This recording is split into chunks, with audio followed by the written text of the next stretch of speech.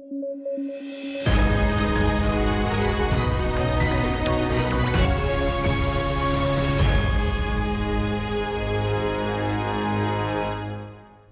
News at 9 programme में आपका स्वागत है। मैं हूं अमृत उपाध्याय। आइए जल्दी से देखें आज की हेडलाइन। वीजा की नई कैटेगरी हुई लॉन्च। आयुष वीजा के लिए अप्लाई कर सकेंगे विदेशी। मेडिकल टूरिज्म को मिलेगा बढ़ावा। एनपीटी की रिव्यू मीटिंग की तैयारी। पहला सेशन हुआ आयोजित। भारत नहीं है एनपीटी का हस्ताक्षरकर्ता। और खबरों में आया ऑफिशियल सीक्रेट्स एक्ट। ब्रिटिश काल का एक्ट है OSA। ARC ने की थी खत्म करने की सिफारिश। चलिए खबरों की शुरुआत करें। एनपीटी यानी treaty on the non proliferation of nuclear weapons की रिव्यू कॉन्फ्रेंस 2026 में आयोजित होनी है। इससे पहले preparatory committee for the 2026 review conference of the parties के 3 सेशन आयोजित करने का प्लान है। इसका पहला सेशन 31 जुलाई से 11 अगस्त के बीच वियना में आयोजित किया जा रहा है। एनपीटी यानी परमाणु अप्रसार संधि पर 1968 में हस्ताक्षर शुरू किए गए थे, जबकि 1970 से यह संधि प्रभावी है। 5 नाभिकीय हथियार संपन्न देशों समेत 191 देश इस संधि में शामिल हैं।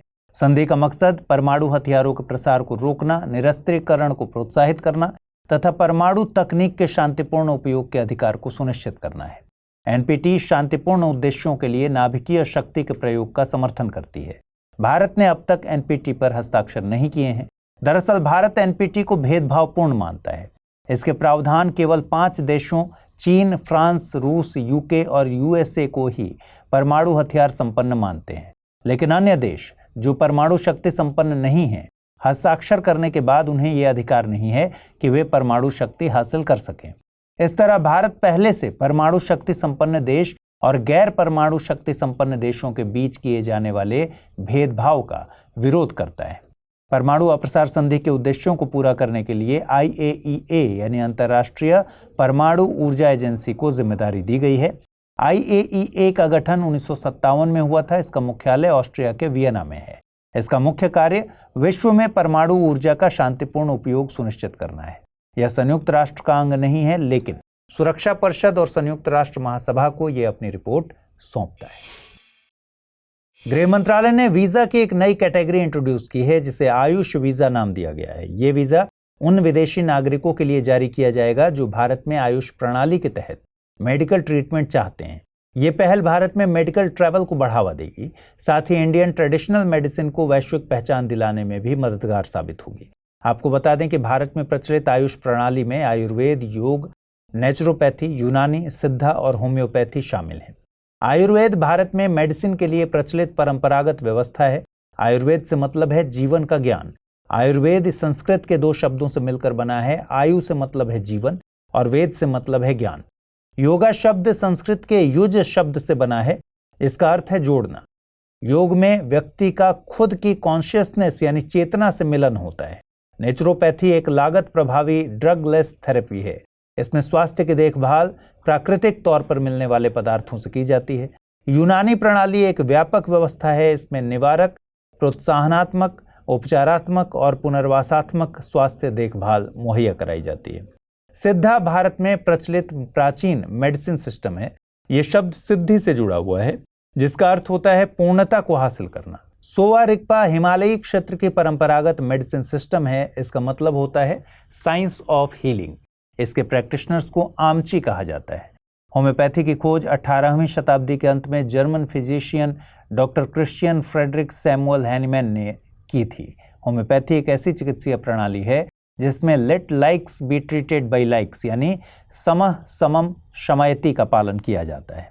होम्योपैथी की दवाएं जानवरों, पौधों, खनिजों और अन्य प्राकृतिक पदार्थों से तैयार की जाती हैं। ये दवाएं लागत प्रभावी होती हैं, साथ ही इनके साइड इफेक्ट्स नहीं होते।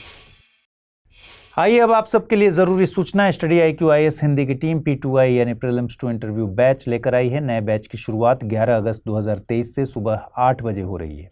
ये बैच इंग्लिश, हिंदी और इंग्लिश तीनों भाषाओं में एक ही समय पर शुरू किया जा रहा है। कोर्स की सबसे बड़ी खासियत, प्रीलिम्स क्लियर करने वाले स्टूडेंट्स के लिए स्टडी IQ की तरफ से निःशुल्क आवासीय सुविधा उपलब्ध कराई जाएगी। इस दौरान आपके मेंस की पूरी तैयारी कराई जाएगी। साथ ही इंटरव्यू में डेफ का 1-to-1 एनालिसिस वगैरह भी किया जाएगा। कोर्स में डिस्काउंट हासिल करने के लिए अमृत लाइव कोड यूज करना है। इससे ये कोर्स आपको केवल 29,999 रुपये में मिलेगा। कोर्स के संबंध में और अधिक जानकारी के लिए डिस्क्रिप्शन बॉक्स में दिए गए लिंक पर क्लिक कर सकते हैं। भारतीय पूंजी बाजार में पी नोट्स के जरिए निवेश 1.13 लाख करोड़ तक पहुंच गया है। ये आंकड़े पिछले 5.5 सालों में उच्चतम स्तर पर हैं। पी नोट्स यानी पार्टिसिपेटरी नोट्स पंजीकृत एफपीआई यानी फॉरेन पोर्टफोलियो इन्वेस्टर्स द्वारा विदेशी निवेशकों को जारी किए जाते हैं। दरअसल पी नोट्स निवेशक खुद को सीधे पंजीकृत किए हुए बिना भारतीय शेयर बाजार का हिस्सा बनना चाहते हैं। हालांकि उन्हें सेबी की समुचित प्रक्रिया से गुजरना पड़ता है। एफपीआई गैर निवासी होते हैं जो भारतीय प्रतिभूतियों जैसे शेयर, सरकारी बॉन्ड, कॉरपोरेट बॉन्ड आदि में निवेश करते हैं। सेबी विदेशी पोर्टफोलियो निवेशक विनियम 2019 एफपीआई को रेगुलेट करता है। गौरतलब है कि एफपीआई विदेशी प्रत्यक्ष निवेश यानी एफडीआई से अलग होता है। इसमें निवेशकों को किसी कंपनी की संपत्ति का प्रत्यक्ष स्वामित्व नहीं मिलता। सरकार द्वारा राज्यसभा में पेश की गई जानकारी के मुताबिक 2019 से 2021 के बीच ओएसए यानी ऑफिशियल सीक्रेट्स एक्ट 1923 के तहत 136 लोगों को गिरफ्तार किया गया है। ओएसए 1923 में ब्रिटिश सरकार द्वारा लागू किया गया एक औपनिवेशिक कानून है। इससे लॉर्ड कर्जन के काल में इंडियन ऑफिशियल सीक्रेट्स एक्ट 1904 के नाम से लागू किया गया था। ओएसए 1923 ने इसी एक्ट को रिप्लेस किया था। साथ ही ओएसए 1923 को देश के प्रशासन के सीक्रेसी से जुड़े सभी मामलों पर लागू किया गया। यह एक्ट देश में लागू सूचना के अधिकार के साथ क्लैश करता है। दरअसल ओएसए में सीक्रेट को परिभाषित नहीं किया गया है।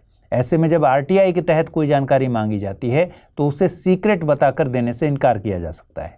दूसरे प्रशासनिक सुधार आयोग यानी सेकंड एआरसी के द्वारा इसे खत्म करने की सिफारिश की गई थी, जिसे अभी तक लागू नहीं किया जा सका है।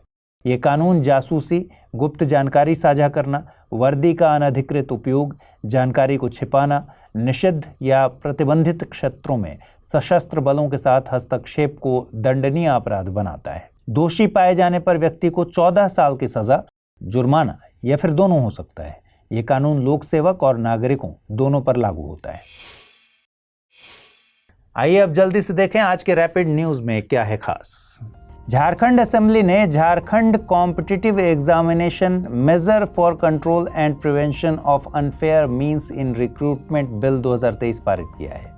इसमें प्रतियोगी परीक्षाओं में नकल के मामलों में उम्र कैद और 10 करोड़ रुपए के जुर्माने का प्रावधान किया गया है। 3 अगस्त से डूरंड कप की शुरुआत हो चुकी है। डूरंड कप फुटबॉल के लिए आयोजित होने वाला एशिया का सबसे पुराना टूर्नामेंट है। इसकी मेजबानी असम और पश्चिम बंगाल के द्वारा की जाएगी। मालाबार रिवर फेस्टिवल के 9वें एडिशन की शुरुआत हुई है। केरल में आयोजित होने वाला ये फेस्टिवल दक्षिण भारत नदी आधारित पहला कंपटीशन है। इसमें कयाकिंग चैंपियनशिप का आयोजन किया जाता है।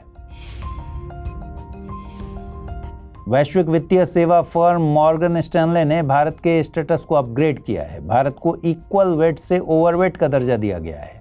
वहीं चीन की रैंक डाउन हुई है। चीन को इक्वल वेट का दर्जा हासिल हुआ है। भारत को यह स्टेटस इसलिए हासिल हुआ क्योंकि भारत की आर्थिक समृद्धि उस वक्त में भी जारी है जब वैश्विक स्तर पर समृद्धि की दर लगातार धीमी है। आइए अब जल्दी से देखें आज के बुलेटिन पर आधारित क्या प्रश्न बन सकते हैं। पहला सवाल है, डूरंड कप किस खेल से संबंधित है? फुटबॉल, पोलो, वॉलीबॉल या फिर बैडमिंटन?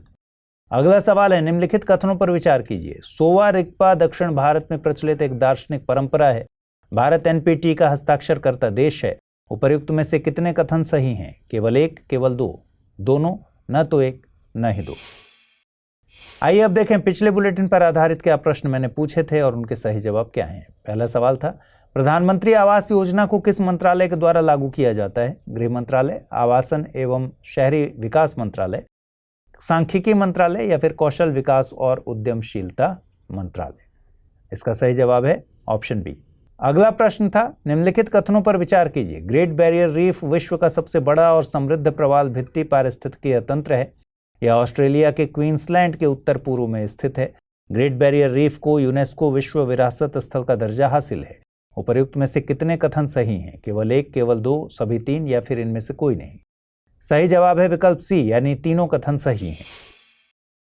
तो आज पूछे गए सवालों का जवाब जरूर कमेंट बॉक्स में दीजिएगा। फिलहाल इस बुलेटिन में इतना ही रखते हैं। अगर आप इस बुलेटिन की PDF हासिल करना चाहते हैं तो अमृत उपाध्याय 007 टेलीग्राम चैनल पर जाइए, जहां इसकी PDF रोजाना मिलती है। कल रात 9 बजे आपसे मुलाकात होगी पूरे हफ्ते के कंपाइलेशन के साथ।